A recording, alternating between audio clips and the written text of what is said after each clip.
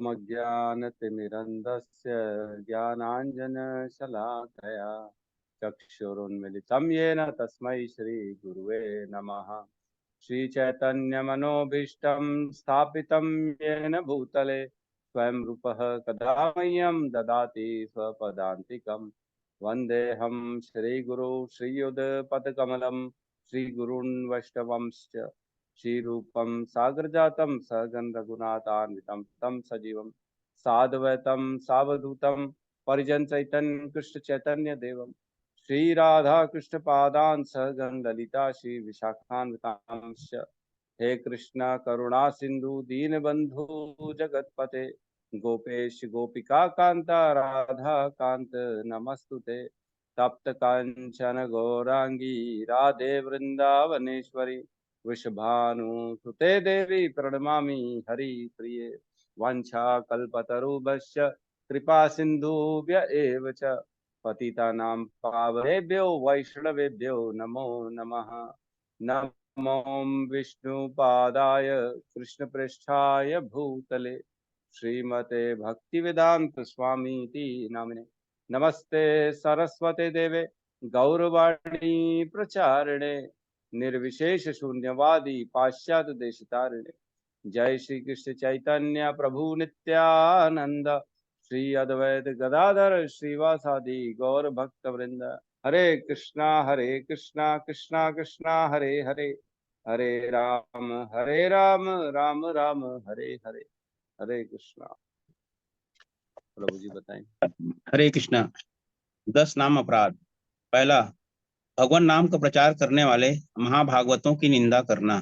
दूसरा, शिव ब्रह्मा आदि देवों के नामों को भगवान के नाम के समान अथवा उनसे स्वतंत्र समझना। तीसरा, गुरु की अवज्ञा करना। चौथा, वैदिक शास्त्रों अथवा प्रमाणों का खंडन करना। पांचवा, हरे कृष्ण महामंत्र के जप की महिमा को काल्पनिक समझना।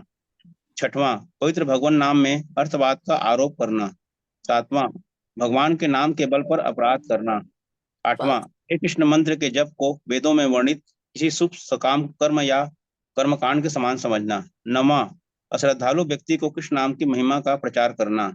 10वां, भगवान नाम के जप में पूर्ण विश्वास न होना तथा इसकी इतनी अगाध महिमा सुनने पर भी विषय आसक्ति बनाए रखना। ध्यान पूर्वक जप न करना भी एक अपराध है। स्वयं को वैष्णव समझने वाले प्रत्येक भक्त को इन सभी अपराधों से बचना चाहिए, जिससे उसे शीघ्रातिशीघ्र अभिष्ट सिद्ध अर्थात कृष्ण प्रेम की प्राप्ति हो। हरे कृष्णा। हरे कृष्णा।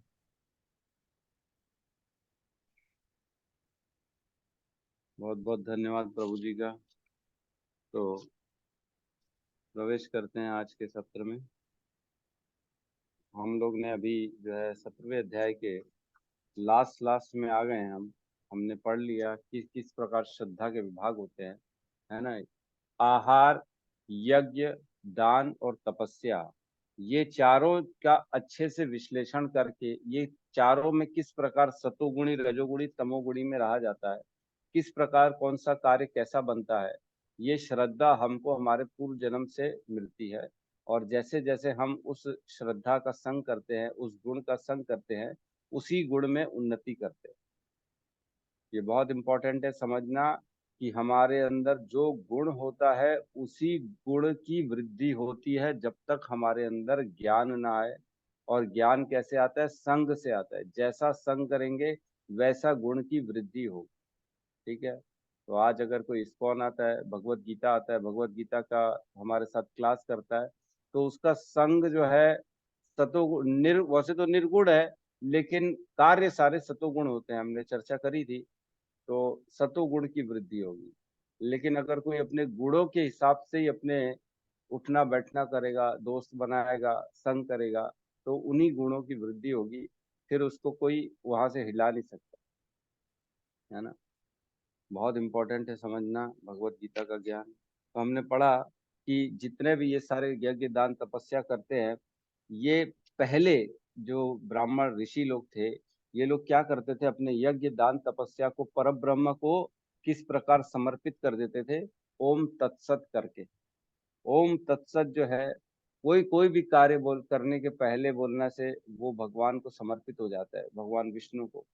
और उसको पूर्ण सफलता मिलती है उसमें। हमने बहुत सारे श्लोक पढ़े कि यज्ञ दान तपस्या में त्रुटि हो सकती है, उसकी सामग्री में त्रुटि हो सकती है, मंत्र उच्चारण में त्रुटि हो सकती है, लेकिन जहां भगवान का नाम आ जाता है तो वो सारे के सारी त्रुटियां ठीक हो जाती है ना, उसका फुल फल पूर्ण मिल जाता है। अदरवाइज त्रुटि से हमने पढ़ा कि किस प्रकार वृत्तासुर ने जो है ना उत्पन्न किया गया यज्ञ से, त्रुटि के द्वारा वो इंद्र के द्वारा मारा गया। इंद्र को मारने के लिए पैदा कर रहे थे यज्ञ करके, लेकिन वो इंद्र द्वारा मरने के लिए पैदा हो गया। क्यों? क्योंकि सिर्फ मंत्र उच्चारण में फर्क आ गया।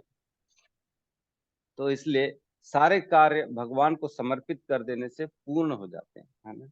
हमने कल जो है श्लोक क्रमांक 24 और 25 लिया, जिसमें बताते हैं भगवान, अतएव योगी जन ब्रह्म की प्राप्ति के लिए शास्त्रीय विधि के अनुसार यज्ञ दान तथा तप की समस्त क्रियाओं का शुभारंभ सदैव ओम से करते हैं। तो हम भी अपने रूटीन लाइफ में भी देखते हैं, जनरली हर कहीं ओम ओम ओम पहले बोला जाता है, ओम नमः शिवाय भी बोला जाता है है ना। तो सोचो, आज तक जो शिव जी को ही भगवान मानते आ रहे हैं, उनको सोचना चाहिए ओम नमः शिवाय। ओम क्या है? ओम यहाँ पे विष्णु जी का संबोधन है कि हम, हे हे जो है शिव जी, आपको तो नमन कर ही रहे हैं, लेकिन मेरी क्रिया तो भगवान विष्णु को समर्पित है ना। कि जितने भी देवी देवताओं को हम नमन करते हैं, प्रणाम करते हैं, क्रिया जो है ना हमारी वो विष्णु को समर्पित है। ठीक है, उनको भी नमस्कार जरूरी है, उनका वो भी भगवान के द्वारा ही जो है उनको भी ये पदवी दी गई है। ठीक है, नेक्स्ट 25 में कहते हैं, मनुष्य को चाहिए कि कर्म फल की इच्छा किए बिना विविध प्रकार के यज्ञ तप तथा दान को तत् शब्द कहकर संपन्न करे। ऐसी दिव्य क्रियाओं का उद्देश्य भव बंधन से मुक्त होना होता है। तो अपने सारे क्रियाओं को जो भी कर रहा है वो तत् शब्द कहकर संपन्न करे, और अपने आप का जो अंदर ऐसा भाव रखे कि मेरे को भव बंधन से मुक्ति की अभिलाषा है, मैं मुक्त होना चाहता हूँ। ठीक है, तो 26 27 में प्रवेश करते हैं। पहले 26 को 3 बार कर लेंगे, मैं बोलूंगा, फिर 2 बार बोलेंगे, फिर 27 को करेंगे। ठीक है, फिर हम उसके बाद तात्पर्य में प्रवेश करेंगे। श्लोक रिपीट करेंगे। तद्भावे साधु भावे च सद्भावे साधुभावे च तदित्येतत् सद इति एतत् प्रयुज्यते सत् एतत् प्रयुज्यते प्रशस्ते कर्मणि तथा प्रशस्ते कर्मणि तथा सद शब्द पार्थ युज्यते तत्शब्द पार्थ युज्यते तद्भावे साधु भावे च सद्भावे साधुभावे च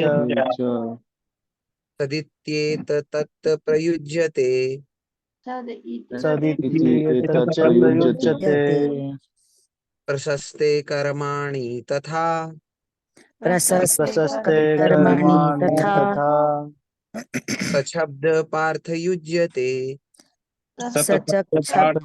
उच्यते सद्भावे साधुभावे च सद्भावे साधुभावे च सत् इति एतत् प्रयुज्यते सदिति एतत् युज्यते प्रयुज्यते प्रशस्ते कर्मणि तथा प्रशस्ते कर्मणि तथा प्रशस्ते कर्मणि कर्माणि तथा सत्शब्दः पार्थ युज्यते पार्थ युज्यते युज्यते श्लोक क्रमांक 27। यज्ञे तपसि दाने च यज्ञे यज्ञे तपसि दाने च स्थिति सदिति च उच्यते स्थिति सदिति च उच्यते उच्यते कर्म चैव तदर्थीयम् कर्म कर्म चैव चैवं तदर्थीयम् तदर्थीयम् तदिति एव विधीयते सदित्येव एव विधीयते। विधीयते यज्ञे तपसि दाने च यज्ञे तपसि दाने च स्थितिः सदिति च उच्यते। स्थिति स्थिति सदिति सदिति च उच्यते। यते कर्म च एव तदर्थीयम् कर्म कर्म च चैव चैव तदर्थीयम् तदर्थीयम् सद इति एव अभिधीयते। सदिति एव तदिति एव अभिधीयते। अभिधीयते। अनुवाद दो बार नहीं हुआ क्या? नहीं, अच्छा अच्छा, बोलिए माता जी, बोलिए।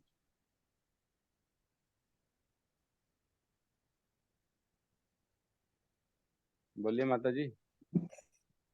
जी प्रभु जी। हाँ।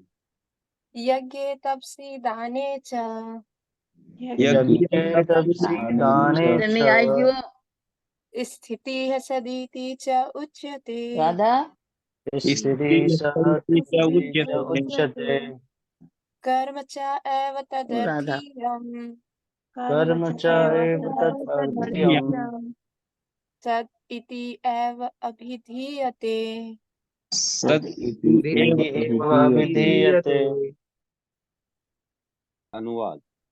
परम सत्य भक्तिमय यज्ञ का लक्ष्य है और उसे सत शब्द से अभिहित किया जाता है।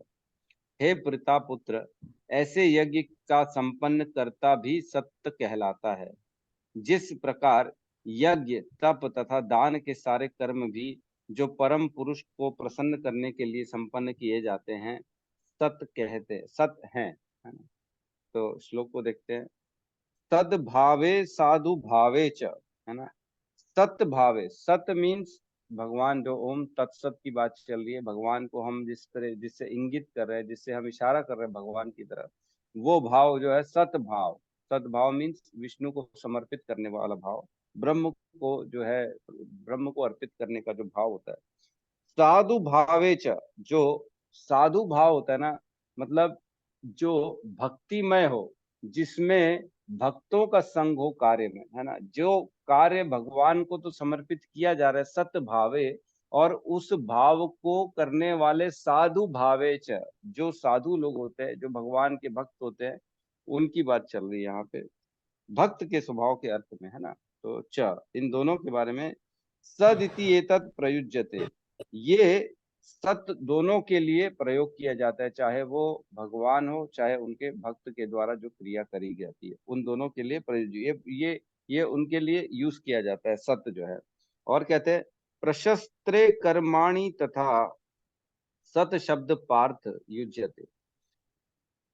प्रशस्ते मीन्स ऐसे कार्य जो मांगलिक होते हैं, जो अच्छे कार्य होते हैं, हम जो भी करते हैं या साधु जो भी करते हैं, या जो भी भगवत प्राप्ति के लिए मांगलिक अच्छे कार्य, जैसे विवाह संपन्न कराना हो गया, किसी का जनेऊ संस्कार हो गया, किसी का और कोई यज्ञ हो गया, भगवान की प्राप्ति के लिए जो भी मांगलिक कार्य होता है, उन सारे कार्यों में प्रशस्त्रे कर्माणी, जो भी सर्व इस प्रकार के अच्छे कार्य किए जाते हैं, सद शब्द पार्थ युज्यते, वहां पे सत्य शब्द का यूज किया जाता है अर्जुन।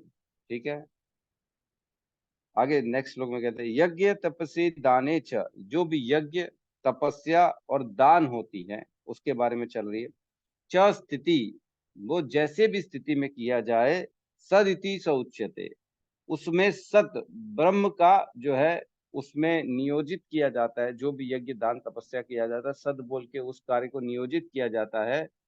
कर्म च एव तद अर्थीयम, तो जाके वो जो कर्म होता है, जो कार्य होता है, निश्चय ही उसका अर्थ जो है, जो कार्य भी किया जाएगा वो भी जो है सद इति एव अभिधीयते, वो भी सद हो जाएगा। सद साधु के लिए भी यूज किया जाएगा, सद जो है भगवान को आह्वान के लिए भी यूज किया जाएगा। जो कार्य हम कर रहे हैं, मांगलिक कार्य जो भी कर रहे हैं, दान तपस्या कर्म यज्ञ जो भी कर रहे हैं, वो जब इन दोनों के माध्यम से किया जाता है तो वो कार्य भी सत हो जाता है ना। अब एक बार अनुवाद फिर से पढ़ते हैं तो और समझ में आएगा। परम सत्य भक्तिमय यज्ञ का लक्ष्य है, ठीक है, और उसे सद शब्द से अभिहित किया जाता है। हे प्रथापुत्र, ऐसे यज्ञ का संपन्न करता, है ना, संपन्न करता कौन? जो साधु भावे, है ना, साधु भावे हमने चर्चा करी, वो भी सत कहलाता है। वो भी भगवान का भक्त होता है, इसलिए सत कहलाता है। जिस प्रकार यज्ञ तप तथा दान से के सारे कर्म भी, जो हम यज्ञ दान तपस्या कर्म कर रहे हैं, वो भी जो परम पुरुष को प्रसन्न करने के लिए होते हैं, वो भी सत है। मतलब तीन चीज बताई गई है। एक तो भगवान सत्य है, भगवान का जो यज्ञ दान तपस्या करने वाला भक्त है, जो शुद्ध भाव से कर रहा है, वो भी सत्य है, और जो क्रिया की जा रही है यज्ञ दान तपस्या, वो भी सत्य है। तीनों सत्य है। कंफ्यूजन होने वाली बात नहीं है। भक्त, भगवान और कार्य, ये तीनों सत्य है। सत्य का मतलब क्या होता है हम जानते हैं। सत्य मीन्स एटर्नल, है ना, कभी न खत्म होने वाला, जो अस्तित्व में है, जो हमेशा रहेगा, सत्य, जिसको कभी भी नष्ट नहीं किया जा सकता, सत्य, है ना, सत्य चित आनंद।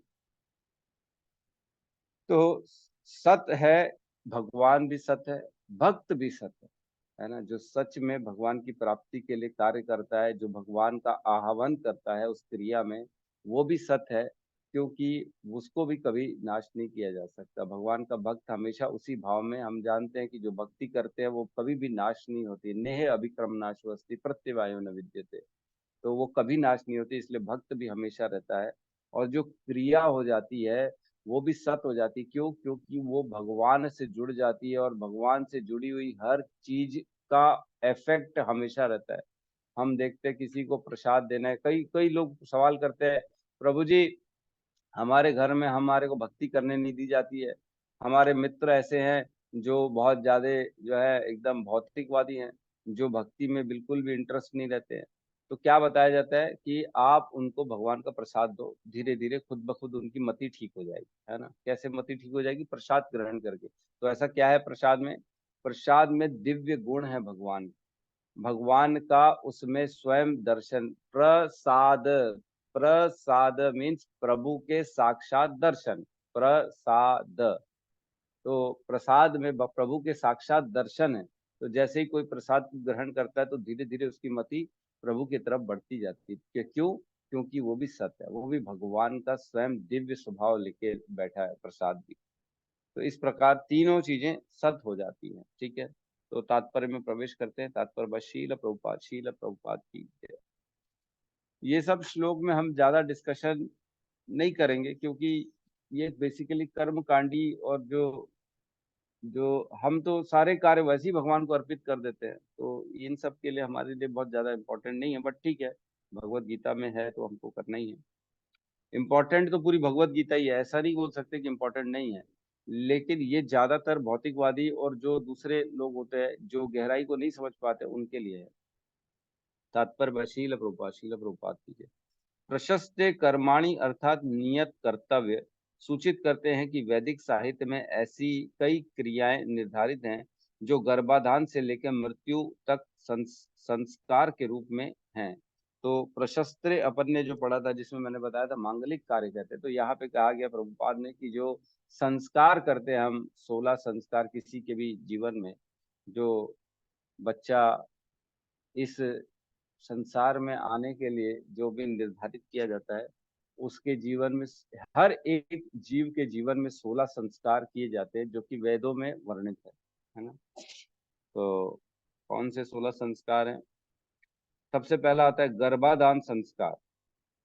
गर्भाधान संस्कार में वो अभी तक आया नहीं है, उसको लाने की प्लानिंग चल रही है माता पिता के द्वारा, गर्भाधान संस्कार। फिर पुंसवान संस्कार, फिर सीमंतोनयन संस्कार, फिर जात कर्म संस्कार, फिर नामकरण संस्कार, फिर निष्क्रमण संस्कार, फिर अन्न प्रक्षण संस्कार, फिर चूड़ा कर्म संस्कार, फिर कर्ण भेदन संस्कार, फिर उपनयन संस्कार, फिर विद्या संस्कार, फिर विवाह संस्कार, फिर वानप्रस्थ संस्कार, फिर संन्यास संस्कार, फिर जो होता है अंत्येष्टि, जो अंतिम संस्कार होता है वो। इस प्रकार किसी भी एक मानव के जीवन में ये 16 संस्कार आते हैं, और ये 16 संस्कार से पूर्ण होता है आदमी, तब जाके वो पूरी विधियों के द्वारा, वेदों के द्वारा अपने जीवन को सफल बनाता है। तो आजकल काफी सारे संस्कार तो लुप्त हो गए हैं।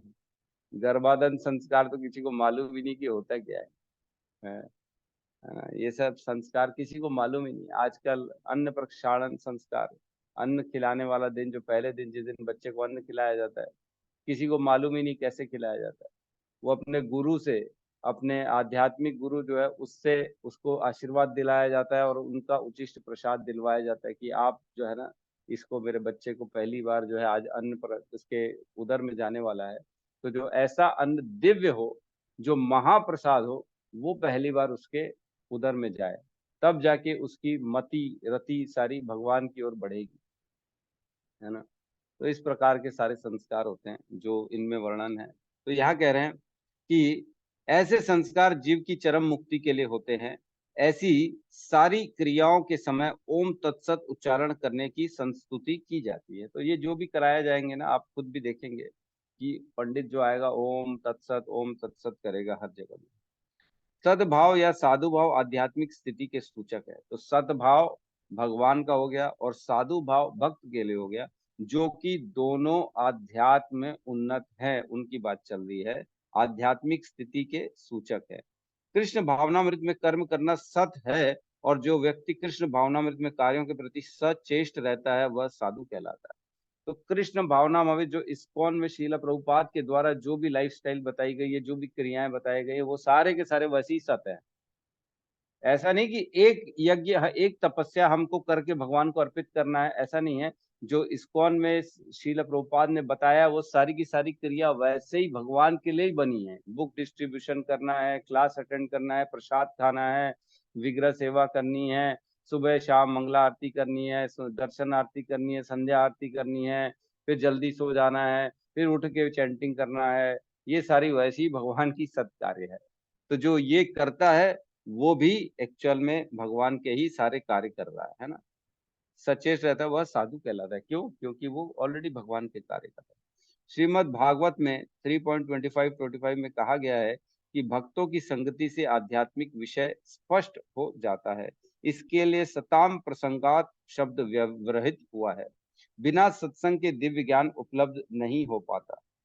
तो अब एक चीज बताइए, सत्संग, है ना? अब सत्संग सत्संग सत्संग सब बोलते हैं, तो इसलिए इसका वर्ड का अर्थ आदमी को मालूम नहीं है।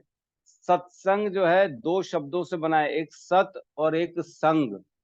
सत का मतलब हम इस श्लोक से समझ पा रहे हैं, जो भी कार्य विष्णु की प्रसन्नता के लिए किया जाता है, जो यज्ञ दान तपस्या हम करते हैं, भगवान की प्रसन्नता को उसको अर्पित कर देते हैं, वो सत हो जाता है।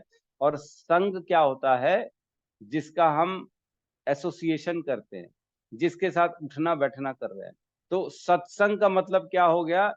ऐसे लोगों के साथ उठना बैठना करे जहां से विष्णु की प्रसन्नता की बातचीत हो, उनके प्रसन्नता के कार्य के बारे में मेरे को जानकारी मिले, या हम दोनों मिलके ऐसे कार्यों पे चर्चा करें जिससे भगवान की प्रसन्नता हो, मेरा मेरा दिनाचर्य भगवान के प्रति समर्पित हो। ऐसे लोगों के साथ उठना बैठना करना इस सत्संग, है ना? आजकल सत्संग का मतलब ही किसी को मालूम ही नहीं। वो नवरात्र का जो है ना जगराता कर रहा है, तो बोले सत्संग रखिए प्रभु जी, हम सत्संग, आज देवी का जगराता है। अरे वो सत्संग है ही नहीं, वो तो जो है कर्म कांड का पार्ट है। कर्म कांड और भक्ति में बहुत बड़ा अंतर है ना? कर्म कांड जो होता है वो देवताओं की प्रसन्नता के लिए होता है, और जो संग है वो विष्णु की प्रसन्नता के लिए होता है। भक्ति जो होती है वो कृष्ण के लिए होती है, विष्णु के लिए होती है, लेकिन देवी देवताओं की उपासनाएं होती हैं। तो दोनों में फर्क है। सत्संग मीन्स भगवान विष्णु के, जहां हम हमारे जीवन में भगवान विष्णु को लाते हैं, सारे कार्य उनको देते हैं, वो होता है सत्संग। ऐसे लोगों के साथ उठना बैठना जहां कृष्ण का नाम चर्चा हो, जहां कृष्ण का ज्ञान प्राप्त हो। ठीक है?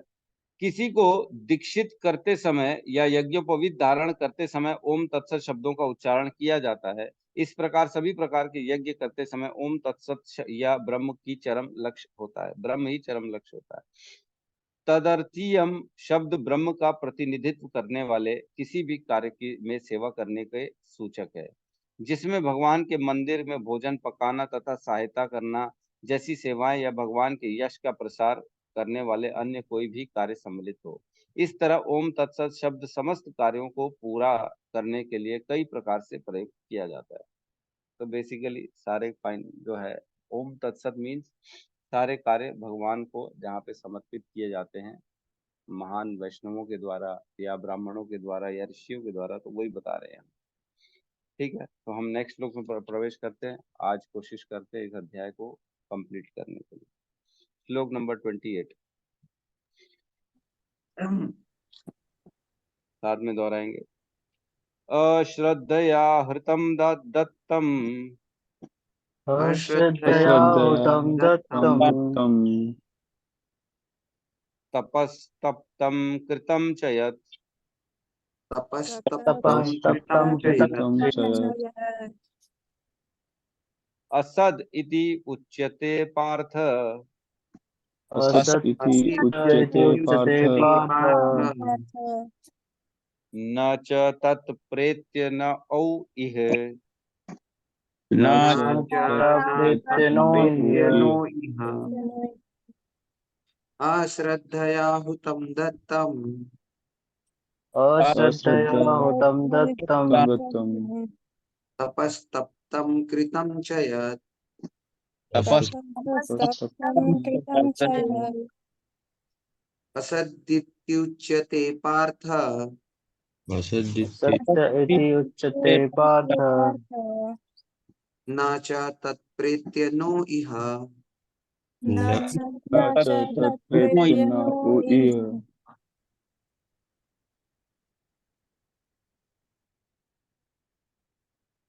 अश्रद्धया हुतं दत्तम् अश्रद्धया हुतं दत्तम् तपस्तप्तं कृतं च यत् तपस्तप्तं कृतं च यत् अस्दित्युच्यते पार्थ न असदित्युच्यते पार्थ न च तत्प्रियनो इह च तत्प्रेत्य नो इह। अनुवाद। हे पार्थ, श्रद्धा के बिना यज्ञ दान या तप के रूप में जो भी किया जाता है वह नश्वर है, वह असत कहलाता है और इस जन्म तथा अगले जन्म दोनों में ही व्यर्थ जाता है। तो अब जो है ना ओम तत्सत या जो सारे कार्य भगवान विष्णु कृष्ण के लिए जो नहीं करता है उसके बारे में चर्चा चल रही है। जिसकी श्रद्धा ही नहीं है, जिसको विश्वास ही नहीं है ना। अश्रद्धया, अश्रद्धया मतलब नहीं नहीं काम नहीं करता ये। मेरे हिसाब से तुम लोग कर तो रहे हो, कर रहे हो, चैंटिंग कर रहे हो, लेकिन नहीं नहीं कोई यूज नहीं है, इसका मतलब नहीं है। अरे क्या चैंटिंग करते हो, कुछ मिला है आज तक तुम्हारे को? आज तक बताओ। 2 साल हो गए, सुबह सुबह बैठ जाते हो अपना झोला पकड़ के, हैं? नींद गंवा दी तुमने, ये गंवा दिया, वो गंवा दिया, सब जीना छोड़ दिया है, मजे करना बंद कर दिया तुमने। तो ये क्या है? अश्रद्धया, श्रद्धा ही नहीं है उस कार्य में। मतलब अब देखो कितनी साइंस की बात चल रही है यहाँ पे। श्रद्धा के भेद से फल में भेद हो जाता है ना। श्रद्धा अगर नहीं होगी तो फल भी नहीं मिलेगा। हाँ, तो जब फल नहीं मिलेगा तो आदमी बोलेगा देखा मैंने बोला था ना रिजल्ट नहीं आता, क्योंकि श्रद्धा थी ही नहीं उसकी। लेकिन जो श्रद्धा रखेगा उसको रिजल्ट भी मिलेगा। बोलेगा देखा श्रद्धा थी, रिजल्ट मिल गया। ये बहुत इंपॉर्टेंट है श्रद्धा रखना, है ना। तो यहाँ पे जो श्रद्धा नहीं रखता उसके लिए भगवान बताते हैं अश्रद्धया मीन्स श्रद्धा रहित। हुरतम, हुरतम मीन्स जो है अश्रद्धा, हुतम दत्तम तपस तप्तम कृतम चयत, मतलब अश्रद्धा से किया गया यज्ञ दान तपस्या के जितने भी कार्य होते हैं उनके बारे में बता रहे हैं। जो भी यज्ञ दान तपस्या जो भी किया गया है बिना श्रद्धा के, अश्रद्धया। अब क्या रहे हैं? असत इति उच्यते पार्थ, उसको झूठा समझो। जो सत्य हमने पर चर्चा करी, सत्य मीन्स जो शाश्वत होता है, जो कभी खत्म ना होने वाला, हमने पर चर्चा करी जो पिछले श्लोक में जो क्रिया हम कर रहे हैं वो भी हमेशा रहती है, शाश्वत रहती है, क्योंकि उस क्रिया का इफेक्ट बना रहता है हमेशा, है ना, कभी खत्म नहीं होता। लेकिन अश्रद्धा से किया गया कार्य जो है वो असत हो जाता है, उसका कभी भी शाश्वत इफेक्ट नहीं होता, वो खत्म हो जाता है, नश्वर बन जाता है। वो पुण्य तुम्हारा खाली स्वर्ग तक जाएगा फिर नीचे ला देगा, वो खत्म हो जाएगा पुण्य, वो अक्षय पुण्य की जगह क्षय पुण्य बन जाएगा। वो असत इति उच्यते पार्थ, न च तत् न च तत् प्रेत्य न औ इह, न ही वो इस जीवन में न अगले, या प्रेत व्रेत बन जाता है मर के, लिखा ना प्रेत्य, मर जाने के बाद प्रेत बन जाएगा, तो वहां पे भी उसको इसका कुछ इफेक्ट मिलेगा, न इस जीवन में न अगले जन्म में, दोनों में इसका इफेक्ट जीरो हो जाएगा, शून्य हो जाएगा। सोचो कितना बड़ा जो है खतरा है कि कार्य वही है, एक ही कार्य, सेम कार्य एक व्यक्ति श्रद्धा के साथ कर रहा है और एक व्यक्ति बिना श्रद्धा के कर रहा है, दोनों का भेद इस श्लोक में बता रहे हैं। अगर श्रद्धा से कर रहा है व्यक्ति तो उसके सारे कार्य सत हो जाएंगे, पिछले श्लोक में बताया ना, सत हो जाएगा, वो भी सत बन जाएगा, जो क्रिया है वो भी सत बन जाएगी, उसका रिजल्ट भी सत बन जाएगा, कभी खत्म नहीं होने वाला, वो सब हो जाएगा। लेकिन अगर वही कार्य बिना श्रद्धा वाला व्यक्ति कर रहा है तो उसको कुछ नहीं मिलने वाला उसका रिजल्ट जीरो, अंडा। हम बोलते थे पहले कि कितने मार्क्स मिले तेरे को, किसी सब्जेक्ट में दोस्त से पूछते थे, बोलता अंडा, अंडा मिला, अंडा मतलब शून्य, कुछ नहीं मिला जीरो। पढ़ाई लिखाई किए लेकिन मार्क्स जीरो आए हम बहुत मस्ती करते थे पहले तो, कंपटीशन चलता था, कौन नहीं पढ़ेगा एग्जाम में, देखते किस में इतना गट्स है कि नहीं पढ़ेगी, ठीक है। अब वही है, यहाँ पे कार्य करने हैं लेकिन बिना श्रद्धा के करने, कौन बिना श्रद्धा के कार्य कर रहा है, चैंटिंग कर रहे हैं, श्रद्धा है ही नहीं।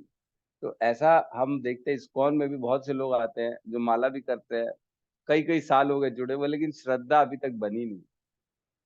श्रद्धा के भेद से फल में भेद आ जाता है, जैसी रहेगी श्रद्धा वैसा रहेगा फल। भगवान कृष्ण में श्रद्धा होगी तो कृष्ण स्वयं आपकी रक्षा करेंगे, भगवान कृष्ण में श्रद्धा नहीं होगी तो वो भी नहीं करेंगे, कुछ नहीं करेंगे। फिर आप बोलोगे ओहो मेरे साथ ही ऐसा क्यों होता है, भगवान तू है कहाँ, तू है भी कि नहीं है, तू है तो मेरे साथ ऐसा क्यों कर रहा है तू, और उसको श्रद्धा ही नहीं है कि नहीं है, तू है कि नहीं है, तो है तू नहीं है, तो भगवान बोलेंगे जब है ही नहीं तो फिर नहीं है, ठीक है मैं नहीं हूँ तेरे लिए। लेकिन जो रोएगा भगवान के लिए, बोलेगा हे प्रभु तूने मेरे साथ रहता है, मेरी बात क्यों नहीं सुन रहा, मेरे साथ सुनना, मैं आपके चरणों में हूँ, जैसा भी हूँ मैं आप ही का हूँ। अब वो उसको श्रद्धा है, वो हमेशा मान रहा है भगवान है इसलिए जैसा भी हूँ मैं आपका हूँ। लेकिन दूसरा बोलता है आप हो कि नहीं हो, तू है तो मुझे देखता क्यों नहीं, तू है तो अपने बच्चों का ख्याल क्यों नहीं करता। पिक्चरों में यही सिखाया जाता है, बोलते हैं पिक्चर में भगवान है तो तुम्हारी रक्षा क्यों नहीं कर सकता है, ऐसे ऐसे वर्ड्स बोलते हैं। आजकल के बेचारे जनरेशन की श्रद्धा ही टूट जाती है श्रद्धा तो पहली सीढ़ी है, पहली सीढ़ी टूट जाएगी तो ऊपर कौन चढ़ेगा, आदमी भक्ति में आगे बढ़ेगा कैसे, श्रद्धा ही नहीं है। वो साइंस की दृष्टि से बोले अपना अकल लगाओ यार, बेवकूफों टाइप की बात कर रहे हो, प्रसाद खाना है, प्रसाद खाने से क्या होगा, चल होटल चल के खाना खाते हैं अपन, कोई मतलब नहीं, टेस्ट होना चाहिए, मजा आना चाहिए। तो बचपन से ही ऐसी बातें करेंगे श्रद्धा टूट जाएगी, आगे श्रद्धा नहीं रहेगी। हमने पढ़ा था एक श्लोक था 9.03 है मेरे ख्याल से, अश्रद्धाना पुरुष धर्मस्य यस्य परंतप अप्राप्य माम निवर्तन्ते मृत्यु संसार वर्तमान, मीन्स जिसकी मेरे प्रति श्रद्धा नहीं है वो जो भी कार्य अश्रद्धा से करता है उसको कोई फल नहीं मिलेगा और मृत्यु संसार में आना जाना चलता रहेगा, उसके जन्म होगा मरेगा, जन्म होगा मरेगा, वो बस वही करता रहेगा, मेरे प्रति भक्ति के भावना नहीं रखेगा तो यही होता रहेगा। और एक और श्लोक में हमने पढ़ा था, श्रद्धावान लभते ज्ञानम तत्पर संयते इंद्रिया, ज्ञानम लब्ध्वा परम शांतिम अचिरेण अधिगच्छति। श्रद्धा ही पहली सीढ़ी है जिससे ज्ञान की प्राप्ति होती है, श्रद्धा नहीं होगा तो ज्ञान ही नहीं मिलेगा है ना। किसी का चैंटिंग में श्रद्धा ही नहीं है तो उसको ज्ञान भी उसके हृदय में प्रकाशित नहीं होगा, उसको समझ में ही नहीं आएगा, कुछ समझ में नहीं आएगा, उसके जीवन में शांति भी नहीं आएगी, क्योंकि श्रद्धा नहीं है भगवान के प्रति। तो श्रद्धा का बहुत इंपॉर्टेंस है, भगवान ने बहुत जगह बताया श्रद्धा श्रद्धा। श्रद्धावान है ना, क्या कहते हैं, योगी नाम अपि सर्वेशाम मद गतेन अंतरात्मना श्रद्धावान लभते यो माम स में युक्त तमो मता। 6:47 कि योगियों में सर्वश्रेष्ठ कौन योगी है हे अर्जुन, जो श्रद्धा से मेरे प्रति समर्पित है, जिसके अंदर मेरे प्रति श्रद्धा है। सब में से सबसे श्रेष्ठ वही है जो मेरे प्रति समर्पित है ना। श्रद्धावान, श्रद्धा इस पहली सीढ़ी हम पढ़ते हैं, है ना। श्रद्धा के बाद क्या आता है, श्रद्धा, साधु संग, भजन क्रिया, है ना, फिर अनर्थ निवृत्ति, है ना, फिर निष्ठा, भाव, रुचि, नहीं भाव तो बाद में आता है, निष्ठा, आसक्ति, रुचि, भाव, प्रेम। 9 जो स्टेप्स हैं ऐसे होते हैं। पहले श्रद्धा, सबसे पहला श्रद्धा। तो यहाँ पे श्रद्धा की चर्चा चल रही है, तो हम श्रद्धा, हमें शास्त्र में भी श्रद्धा रखनी है और भक्तों में भी श्रद्धा रखनी है, भगवान में भी श्रद्धा रखनी है। तो यमुनाचार्य जो थे, रामानुजाचार्य के शिष्य कहते हैं शास्त्र के प्रति आज्ञाकारिता होना चाहिए एवं श्रद्धा भी होनी चाहिए। शास्त्रों के प्रति आज्ञाकारिता और श्रद्धा दोनों होनी चाहिए। तो इसका अर्थ क्या होता है, इसका अर्थ मैं एक लाइन आप लोगों को बताता हूं, उसमें से समझ में आ जाएगा। शास्त्र विहीन श्रद्धा, है ना, शास्त्र विहीन श्रद्धा, और एक श्रद्धा विहीन शास्त्र। शास्त्र विहीन श्रद्धा मीन्स ऐसी श्रद्धा, श्रद्धा तो है लेकिन उसका कोई शास्त्रों में बेस नहीं, है ना। एक हमारे जो है प्रभु जी है, उनसे चर्चा चलती है, वो बोले हमारे घर में ऐसी कुल में पूजा होती है जिसमें अनेक जानवरों का वध किया जाता है ना, अलग अलग तरह का वध किया जाता है, और उसमें वो दारू का जो है ना वो बांटा जाता है, जैसे हम लोग चरणामृत रहते ना, वो दारू का रहता है। तो ये क्या है, ये श्रद्धा तो है लेकिन शास्त्र विहीन है। शास्त्र विहीन श्रद्धा, ऐसी श्रद्धा जिसका शास्त्रों में कोई भी उल्लेख नहीं है। और श्रद्धा विहीन शास्त्र, शास्त्र तो है, पढ़ भी रहे हैं कि नाम जपने से अनंत कोटि जन्मों के पाप नष्ट हो जाते हैं, ये पढ़ रहे हैं लेकिन इसमें श्रद्धा ही नहीं। अरे बकवास लिखा होगा यार, ऐसा थोड़ी होता है, एक नाम से थोड़ी कुछ हो जाएगा। क्या है, दोनों में भेद समझ पा रहे हैं ना। शास्त्र विहीन श्रद्धा और श्रद्धा विहीन शास्त्र, दोनों के ही जो फल होते हैं वो असक्षम, दोनों अपने आप के फल देने में असक्षम है ना। बहुत इंपॉर्टेंट है, श्रद्धा पहली सीढ़ी है ना। प्रवेश करते हैं तात्पर्य। शील प्रभुपाद की जय। चाहे यज्ञ हो, दान हो या तप हो, बिना आध्यात्मिक लक्ष्य के व्यर्थ रहता है ना। यज्ञ, दान, तपस्या जो भी करे लेकिन उसमें कोई आध्यात्मिक लक्ष्य ही नहीं है कि मेरे को कृष्ण की प्राप्ति चाहिए, मुझे जीवन मृत्यु से बाहर निकलना है, मुझे मोक्ष चाहिए, ये कोई लक्ष्य नहीं है, ऐसे ही करे जा रहे हैं बिना कोई टारगेट अचीव, बिना कोई टारगेट सेट किए, तो व्यर्थ हो जा रहे हैं। अतः इस श्लोक में यह घोषित किया गया है कि ऐसे कार्य कुत्सित हैं। प्रत्येक कार्य कृष्ण भावनामृत में रहकर ब्रह्म के लिए किया जाना चाहिए। संपूर्ण वैदिक साहित्य में भगवान में श्रद्धा की संस्तुति की गई है। ऐसी श्रद्धा तथा समुचित मार्गदर्शन के बिना कोई फल नहीं मिलता, है ना। मैंने बड़े पापा ने पढ़ा, श्रद्धावान लभते ज्ञानम, जिसको श्रद्धा होगी उसी को ज्ञान मिलेगा और उसी के जीवन में शाश्वत शांति आएगी, है ना। ज्ञानम लब्ध्वा परम शांतिम अचिरेण अधिगच्छति, ऐसी अचीर कभी न खत्म होने वाली शांति उसको मिल जाएगी श्रद्धा से, लेकिन, है ना। ऐसी श्रद्धा तथा समुचित मार्गदर्शन के बिना कोई फल नहीं मिल सकता। समस्त वैदिक आदेशों का पालन का चरम लक्ष्य कृष्ण को जानना है ना। ये तो हमने पढ़ा है ना। वेदेश्च सर्वम अहम एव वेद्यो 15.15 में, मैं ही वेदों में जानने लायक हूँ। इस सिद्धांत का पालन किए बिना कोई सफल नहीं हो सकता। इसलिए सर्वश्रेष्ठ मार्ग यही है कि मनुष्य प्रारंभ से ही किसी प्रामाणिक गुरु के मार्गदर्शन में कृष्ण भावनामृत में कार्य करे। सब प्रकार के सफल होने का यही मार्ग है। कौन सा मार्ग है? कृष्ण भावनामृत। जैसे जैसे हमारे गुरुओं ने आचार्यों ने बताया है वैसे करें। क्यों? क्योंकि वो शास्त्र सम्मत है। प्रभुपाद की जितनी भी वाणी है ना, वो शास्त्रों के अनुसार है, शास्त्रों के विरुद्ध नहीं है। कोई भी ऐसा कार्य जो इस्कॉन में हम करते हैं वो शास्त्रों के विरुद्ध नहीं है, मन घड़त नहीं है। ये श्रद्धा बिना शास्त्र विहीन श्रद्धा नहीं है ये, है ना। ये शास्त्र के अनुसार श्रद्धा है। जो शास्त्र में कहा गया वही करते हैं हम, उसके अलावा कुछ नहीं करते।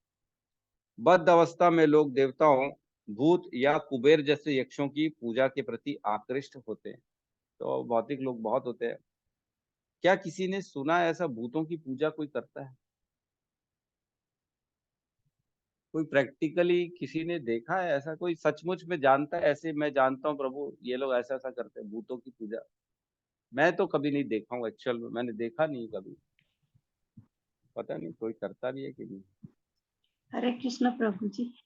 गाँव में हरे बहुत कृष्ण। करते हैं प्रभु जी, गाँव में बहुत करते हैं। आज भी करते गाँव में हैं, क्या क्या लाके रख देंगे, चुन्नी बिन्नी नारियल बिरियल खूब टोकरी में सामान उमान, मतलब उनका बुरा हो गया ऐसा करके करते हैं प्रभु जी।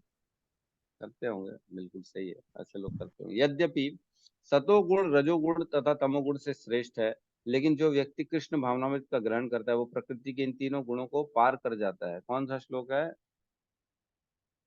14.26 माम चयो अव्यभिचारेण भक्ति योगेन सेवते सगुणान संतित्तेतान ब्रह्म भूयाय कल्पते। वो तीनों गुणों को पार करके ब्रह्म की स्थिति में पहुंच जाता है। कौन? जो मेरी भक्ति में अव्यभिचारी भक्ति करता है मेरी। भगवान बता चुके हैं इसको, है ना। तीनों गुणों को क्रॉस कर जाता है, एकदम भेद, तीर जैसे एकदम तीर छोड़ते हैं ना लोग आजकल ऐसा दिल में ऐसा इशारा करते हैं, हाय मेरे दिल में तेरा तीर छेद कर दिया, ऐसा करते हैं। ऐसे ऐसे टीवी में ऐड आएगा। तो उसी प्रकार जो भगवान की भक्ति करेगा वो अपना तीर छोड़ेगा और भगवान के सीधा हृदय में जाके वो छूता है ना। तीनों गुणों को क्रॉस करते हुए चले जाएगा भगवान के पास सीधा सीधा, है ना।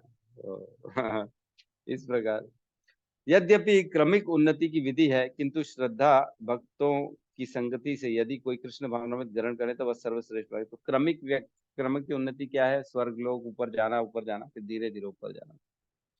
लेकिन कृष्ण भावनामृत डायरेक्ट है, डायरेक्ट सीधा वैकुंठ विमान आएगा लेने के लिए। इस अध्याय में इसी की संस्तुति की गई है। इस प्रकार से सफलता पाने के लिए उपयुक्त गुरु प्राप्त करके उसके निर्देशन में प्रशिक्षण प्राप्त करना चाहिए, तभी ब्रह्म में श्रद्धा हो सकती है। तो हम देखते हैं जब तक गुरु नहीं आता जीवन में तब तक आध्यात्मिक ज्ञान नहीं मिलता, और जब तक आध्यात्मिक ज्ञान नहीं मिलता वो भौतिकता में फंसा रहता है। भौतिकता में फंसा रहेगा तो जन्म मृत्यु के चक्र में फंसा रहेगा। तो ऐसा गुरु आना बहुत जरूरी है जीवन में जो आध्यात्मिक ज्ञान के प्रति आपको उन्नत कराए। तो हम देखते हैं सबसे जो एकदम नीच जो कथा मैं अपन ने सुनी, ऐसे तो और भी होंगी बट एक जो मेरे को याद आ रही वो मृगारी की कथा, जिनको नारद जी मिल जाते हैं ना। मृगारी कौन था? जो मृगों को आधा काट के तड़पता हुआ छोड़ देता था, याद है? सब जानवरों को आधा काट के तड़पता हुआ छोड़ देता था। जब पूरा खून बहता था, तड़पते तड़पते मरते थे, तब उसको आनंद आता था। तो नारद जी मिलते हैं, उसको बोलते ये क्या कर रहे तू? बोले बस हमारा तो काम ही यही है, मेरे दादा परदादा यही काम करते आते तो मैं भी यही करता हूँ। तो नारद जी बोले ये तू ऐसे क्यों काटता है? तो पूरा काट देना उनको एक बार में, इतना क्यों तड़पा रहा है? तो बोले मेरा मेरा भोजन यही है, हम क्या कर सकते। तो बोले भोजन की अगर तेरे को गारंटी मिल जाएगी तो बंद कर देगा इसको? बोले हाँ बंद कर दूंगा, मैं क्यों मारूंगा फिर किसी को। तो बोले ठीक है, तू आज से किसी भी जीव हत्या को नहीं करेगा, तेरे भोजन की गारंटी मैं देता हूँ। तपस्या करने यहाँ नाम जप करने बैठ जा। तो नाम जप करना चालू करता है। नारद जी का जो है गुरु जैसा उसके प्रवेश जीवन में प्रवेश करते हैं, तो देखते हैं मृगारी के पास इतना खाना आता है, इतना खाना आता है कि अब वो बांटना चालू कर देता है। भंडारे लग रहे उसके डेली डेली। पहले खाना खाने के लिए उसको कोई मिलता नहीं था, मार मार के खाता था। लेकिन अब जो है ना, जब पूरे गांव में पता पड़ गया मृगारी तो तपस्वी बन गया है, वो तो कोई अब वध नहीं करता। लोग जा जाके भंडारा कर रहे उसके पास, इतना दान दे रहे कि अब वो भंडारा बांट रहे, लोगों को खिला रहे। अगली बार जब नारद जी आए मिलने तो दंडवत नहीं किया, प्रणाम, पहले झाड़ने लगा नीचे। तो नारद जी बोले, अरे क्या हो गया, ये मैं आया हूँ, दंडवत नहीं करा। तो बोले, नहीं, वो चींटियां है ना, पहले उनको झाड़ूंगा फिर दंडवत करूंगा, एक भी चींटी मरनी नहीं चाहिए। ऐसा व्यक्ति जो रोज अनेक अनेक पशुओं का वध करता था, वो भी तड़पा तड़पा के करता था, वो गुरु के आने से अपने जीवन में चींटी तक नहीं मारा, चींटी तक नहीं मार रहा है कि चींटी मारने से भी पाप हो जाए।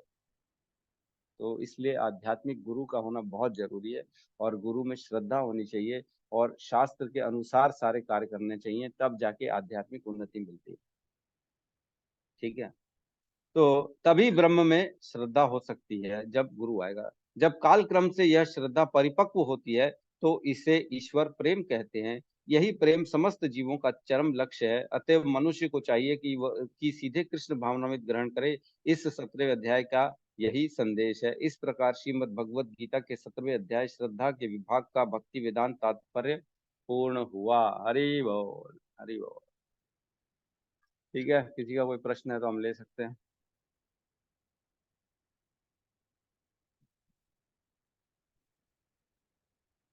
यस सोनिका माता जी, कहिए। हरे कृष्णा प्रभु जी, दंडवत प्रणाम। प्रभु जी, यक्ष और क्या है ना शब्द, यक्षों की पूजा, यक्ष क्या होते हैं और ब्रह्म राक्षस क्या होता है, ये डिफरेंशिएट करके थोड़ा सा बताइएगा। देखो, यक्ष तो वो होते हैं जो दिव्य के स्तर पे रहते हैं ना।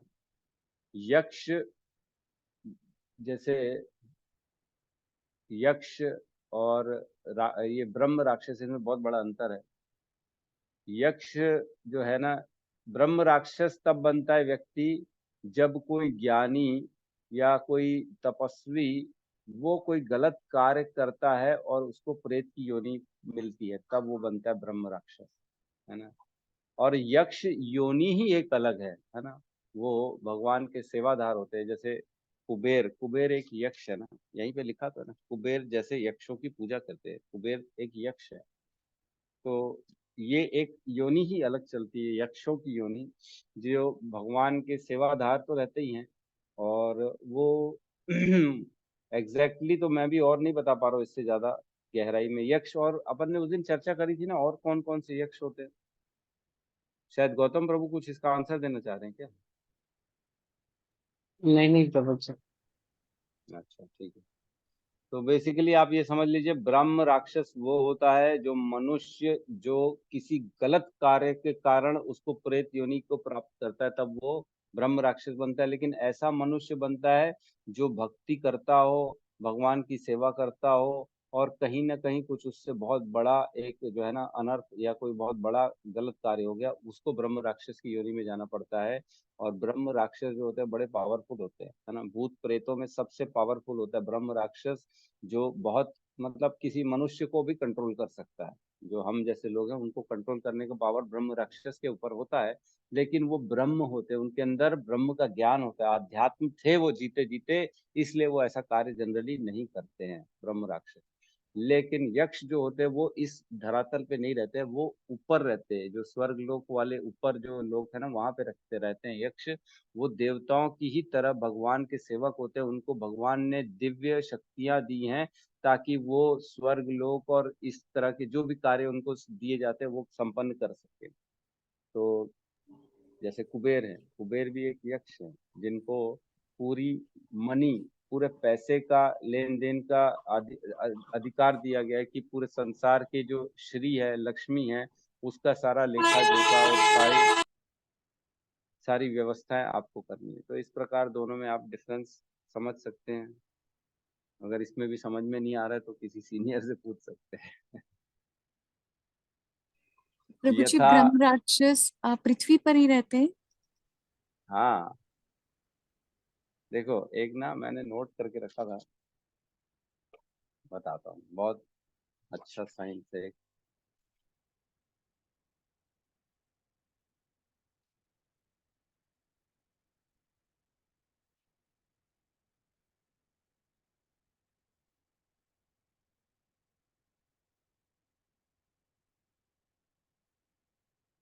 मैंने नोट करके, हाँ, जो मनुष्य लोग है ना, मनुष्य लोग जो पृथ्वी में रहते हैं, उससे 100 योजन ऊपर तक का जो जो एरिया होता है ना, वो भूत पिशाच का होता है ना। मतलब पृथ्वी और उससे 100 योजन ऊपर तक सिर्फ जो है ना भूत पिशाच लोग आना जाना कर सकते, फ्रीली घूम सकते। जैसे हम खाली पृथ्वी में फ्रीली घूम सकते हैं ना, तो वो लोग पृथ्वी से 100 योजन ऊपर तक पूरा एरिया भूत पिशाच का होता है। उससे 100 योजन ऊपर तक का जो एरिया होता है वो गंधर्व और यक्ष लोगों का होता है ना। गंधर्व, किन्नर और यक्ष, ये लोग उस ऊपर 100 योजन पहले भूत पिशाच, फिर 100 योजन गंधर्व, यक्ष, किन्नर, फिर उससे 100 योजन ऊपर तक देवता रहते हैं। जैसे सूर्यदेव, इंद्रदेव, चंद्रदेव, वरुण देव, ये सारे के सारे उससे 100 योजन ऊपर तक रहते हैं। तो इस प्रकार ना ये डिवीजन किया हुआ है पूरा अध्यात्म में। जितना जितना हम प्रवेश करेंगे ना, यक्ष, यस यस, वो 100 सवाल किया गया था यक्ष के द्वारा, वो तो बहुत अच्छे से जानते हैं। युधिष्ठिर से यक्ष ने 100 सवाल किए थे। तो इस प्रकार इनका इनका सबका एरिया अलग अलग डिवाइडेड है माता जी। एक दूसरे के एरिया में जो ऊपर वाला है वो नीचे आ सकता है, लेकिन नीचे वाला ऊपर नहीं जा सकता। हम ऊपर नहीं जा सकते, भूत प्रेत स्वर्गलोक के देवताओं का एरिया में नहीं जा सकते, यक्ष गंधर्व भी ऊपर नहीं जा सकते, बट सब्जेक्ट टू कंडीशन कुछ कंडीशंस में जा सकते, जनरली नहीं विचरण करते। ठीक है प्रभु जी, ठीक है जो माता जी। जी प्रभु जी, जैसे वो हमने सुना है कि किसी की शरीर में किसी का प्रवेश होता है ना, तो वो कुछ अच्छा भी बताते हैं। तो क्या वो यक्ष राक्षस कुछ ऐसा कुछ उनके अंदर प्रवेश होता है कि वो भविष्य भी बता देते हैं? यक्ष, देखो यक्ष लोग जो होते हैं ना, वो ऐसे किसी की बॉडी में प्रवेश नहीं करते हैं। ये सिर्फ किनका काम है प्रवेश करना? भूत प्रेत आत्माएं, ये जो अच्छी आत्माएं भी होती है ना, जो हमारे इस, मैंने बताया ना परव्यू, एक पृथ्वी से 100 योजन ऊपर तक कौन घूम रहा है? भूत प्रेत, ये सब घूम रहे हैं। उनमें से कोई अच्छे और बुरे दोनों होते हैं उसमें, ऐसा नहीं कि सारे बुरे होते हैं। वो प्रवेश कर जाते हैं, वो लोग से सवाल जवाब किए जा सकते हैं, तो वो लोग बता देते हैं।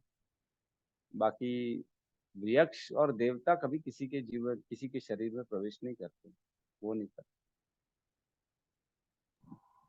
जी धन्यवाद प्रभु जी। हरे कृष्ण। धन्यवाद धन्यवाद।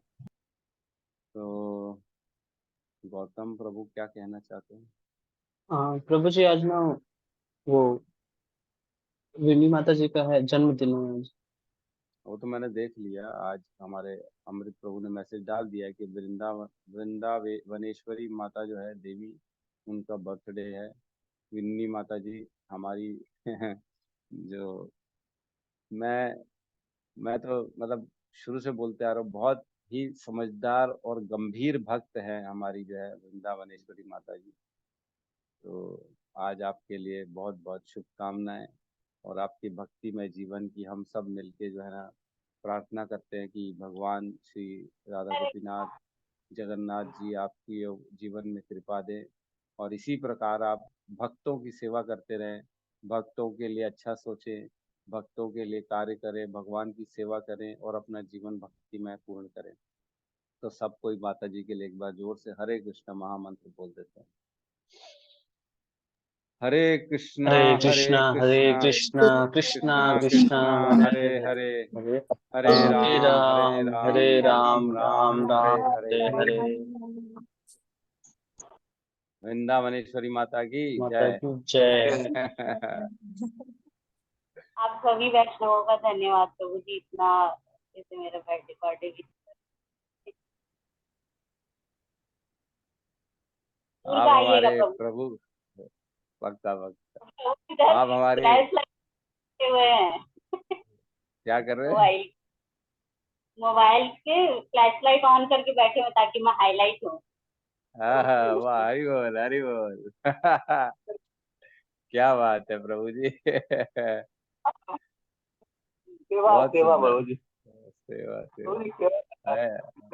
आप इनकी सेवा कर रहे हो, ये आपकी सेवा कर रहे हो, बढ़िया है। दोनों भक्तों की सेवा घर में मिल जा रही है क्यों? एक वैष्णव दूसरे वैष्णव की सेवा कर रहा है। ठीक है, हरि बोल, बहुत अच्छा। आप लोग तो हमारे जो इस्कॉन का बहुत बड़ा मिसाल बन गए हो, मिसाइल हो आप दोनों, है कैसे भक्ति में जीवन करना है। किस किस को उड़ाना है बताइएगा, निपटा देंगे। मिसाइल है क्या बोल रहा है? क्या बोल रहा मिसाइल है जब प्रभु जी किसी को उड़ाना है तो बताइएगा। है? अच्छा, मिसाइल हो उड़ाना है तो बताना है, ठीक है, ठीक है। तो प्रभु जी को और माता जी को मैं बहुत दिल से आशीर्वाद देता हूँ, और मैं भगवान से प्रार्थना करता हूँ बहुत जल्दी इनके घर में प्रहलाद महाराज जी आने वाले हैं, तो जल्दी वो आए और हम सबका उद्धार करें। प्रभु जी आप दोनों को बहुत बहुत बहुत बहुत भगवान की कृपा प्राप्त है, और बस भगवान के गुरु के मार्गदर्शन में आप आगे बढ़ते जाइए, बस यही हमारी कामना है। ठीक है, तो कोई अगर कुछ कहना चाहता है तो बिल्कुल।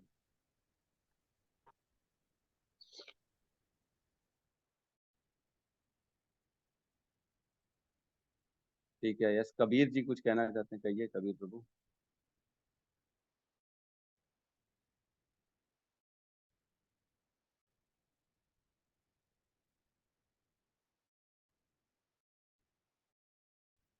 अरे बोल चैट कबीर प्रभु, बॉक्स में सुनाई। लिखा हुआ है प्रभु। प्रभु जी धन्यवाद प्रणाम, चैट बॉक्स में लिख दिया हूँ प्रभु जी।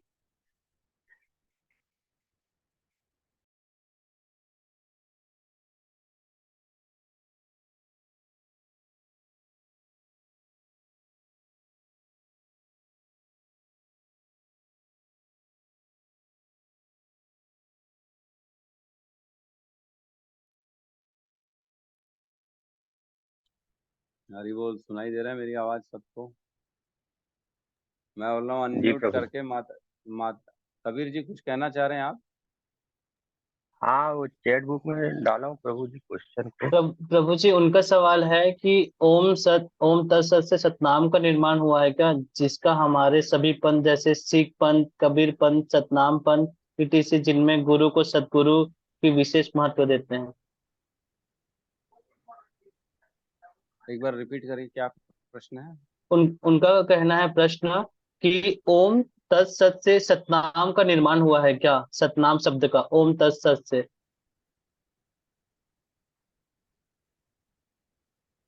ओम तत्सत से सतनाम का निर्माण सत से हुआ है ना? ये ठीक है, एकदम सही है। सत मीन्स मैंने बताया, जैसे सत्संग, सतनाम, और सत सत हम बोलते हैं ना, एक और वर्ड आया था जो अंतःकरण के लिए यूज किया जाता है, वो सत्व यूज होता है ना, सत्व। अपने सत्व की शुद्धि करिए। सत्व मीन्स हमारा अंतःकरण, हमने पहले भी चर्चा करी थी। तो सत ये वाकई में सिर्फ कृष्ण विष्णु के लिए है, और ये उन्हीं से आया है, और जिसके साथ भी ये वर्ड जुड़ता है वो भगवान का हो जाता है ना? तो हमने यहाँ पे चर्चा करी, वो भक्त भी जो सत से लिए करता है वो साधु बन जाता है। और सत नाम मीन्स भगवान का जो नाम है वो हमेशा रहता है, सत रहता है, उसको कभी कोई नाश नहीं कर सकता, इसलिए सत नाम। तो बिल्कुल ठीक है प्रभु जी, आपका सोचना सही है एकदम। सतनाम वाहेगुरु भी बोलते हैं। बिल्कुल सही है, सत नाम, सत मतलब जहां पे भी सत यूज हो रहा है वो भगवान विष्णु कृष्ण के लिए यूज हो रहा है। ये भगवत गीता का यही संदेश है। सतनाम वाहे गुरु। तो सतनाम, वो जो क्या बोलते हैं, सतनामी लोग जो होते हैं, जिनको वो लोग में भी सत यूज किया जाता है। तो हर जगह सत का यूज करने का मतलब यह है कि हम वो संबोधन, वो कार्य भगवान कृष्ण विष्णु के लिए, प्रसन्नता के लिए कर रहे हैं, वो कार्य उनके लिए है। तो देखो एक्चुअल में क्या है, जैसे सतनाम वाहे गुरु, तो जो वाहे इनके गुरु हैं ना, वो खुद भी भगवान के उपासक हैं, तो वो भी सत बन जाते हैं। यहाँ पे ये लिखा ना, भक्त, भगवान और वो क्रिया, तीनों सत बन जाती है जब ये कार्य किया जाता है भगवान के लिए। तो जो वाहे गुरु इनके गुरु हैं वो भी सत बन चुके हैं, क्योंकि वो भगवान के उपासक हैं। ठीक है, ठीक है। तो आप लोग अनम्यूट करके माता जी को एक बार अच्छे से बर्थडे विश कर सकती हैं, सब लोग जिनको करना है।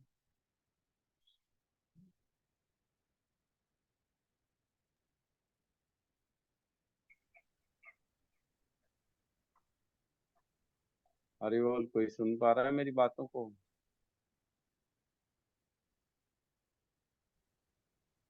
जी प्रभु जी। जवाब ही नहीं आया। ठीक है, विश कर दीजिएगा मैसेज में बस। साक्षात नहीं करना चाह रहे। ठीक है, तो यहाँ पे अब क्लास को हम क्लोज करते हैं। सब मिलके हरे कृष्ण महामंत्र का जाप कर लेते हैं। हरे कृष्णा कृष्ण हरे कृष्ण कृष्ण कृष्ण हरे हरे हरे हरे हरे हरे राम हरे राम राम राम राम हरे हरे। सभी भक्त वृंद की जय। जय जगत गुरु श्रील प्रभुपाद की जय। की जय। गौर प्रेमानंदे। हरि हरि हरि बोल हरि हरि हरि बोल। बोल हरि हरि बोल। हरि हरि।